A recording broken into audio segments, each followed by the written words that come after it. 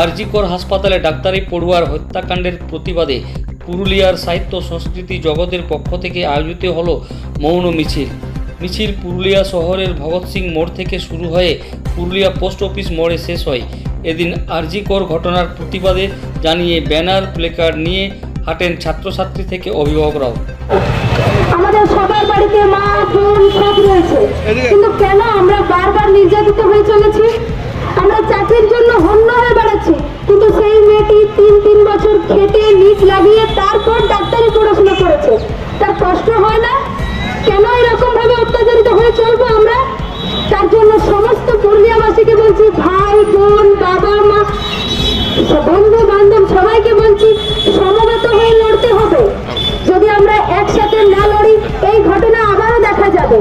পরপর যদি এই ঘটনা ঘটতে থাকে, আমরা সুরক্ষিত নয়। কেন সুরক্ষিত নয়? চাকরির জন্য আজ হন্য হয়ে বেড়াচ্ছি আমরা। সেই চাকরি করতে গিয়ে যদি নিজেকে মৃত্যুর মুখে